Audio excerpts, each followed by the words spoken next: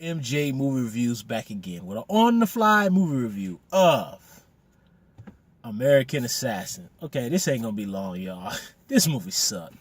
Man, first of all, let me tell you why. Okay, first of all, when I saw the previews, I was like, okay, this looks like generic action, red box, cheese.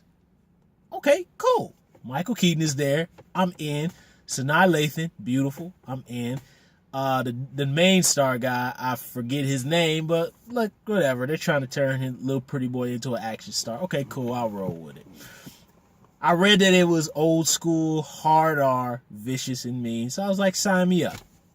Most of the reviews I've been finding haven't been good. A couple of them have been mediocre.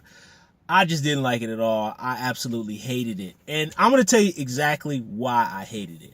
The fact that it was a generic by-the-numbers plot, I was fine with that. You know what I mean? I was like, okay, cool.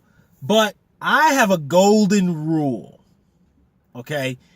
If you're going to give me a generic by-the-numbers action plot, a la Fair Game with Cindy Crawford and William Baldwin, okay, that is a 90s by-the-numbers, horribly plotted action movie. But that movie has great action, great explosions, great music, great cinematography. It's just that the acting and the story are horrible, okay? This movie here sucks, okay? The story sucks. The action is very underwhelming. And it's too long. And American Assassin, I would categorize this as, I came up with this title when Miami Vice with Jamie Foxx and Colin Farrell came out, the Actionless action movie, which is a special category of action movie that it promotes itself to be action or thriller or whatever, but when you see the movie, there's very little of it. And what little action that there is doesn't even really constitute as an action sequence. Oh, man. This is just... Guys. Okay. So I just made the comparison. I digress to Fair Game, right? Which that movie is horribly plotted, horribly acted, but there's tons of very cool action sequences in it, right? Assisted by Mark Mancina's cool score. The beautiful cinematography. Andrew, whatchamacallit, I think Davis, who did The Fugitive and Above the Law and Under Siege. Good action director, right? This movie here, okay, so it starts out pretty good. You know, as far as the plot with this dude, he sees his girlfriend get brutal. And I will say that opening sequence where the terrorists murder everybody on the beach, very chilling, very awful, very much reminded me of digressing, like kind of the stuff that has been happening with these mass shootings. It reminded me a little bit of Columbine. I was a junior in high school when that happened. Okay, but off that, chilling opening sequence. And that's about as good as American Sniper gets. Not American Sniper, what's it called? American Assassin. Michael Keaton delivers his lines with some zest. Sanaa Lathan is good. I like that Michael Keaton still can deliver lines with kind of that Mystique, Batman, 89, Pacific Heights, Desperate Measures kind of crazy look in his eyes with a little hint of Beetlejuice. There's a torture scene. And I like that Michael Keaton is still, at his age, willing to get down and dirty in his scenes. That's really cool because there's a scene where he's getting tortured and he really gets down and dirty and he kind of does a little Beetlejuice in there. It was really good. But the action sequence is just, these people talk and they talk and they talk just like Miami Vice with Jamie Foxx and Colin Farrell, where there's all this talking and all this building, and it seems like the movie's going to build to something, and it ultimately builds to nothing. So what you got is scenes and scenes and scenes and scenes of people talking in circles and talking in circles and talking in circles, and nothing is happening. The movie is not moving anywhere. Nowhere. And it's just like Miami Vice with Colin Farrell. There's like 2,500 scenes of them talking in that movie, right? In which case, I never felt like the story was moving. It's just chugging along and chugging along and chugging along till finally, I'm so bored I don't care anymore. You know, and that's the same thing here with American Sniper.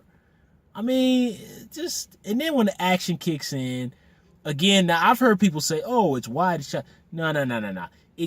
I'm not understanding why these people do not understand. You don't keep the camera here when you film fights or gunfights. You pull the camera back.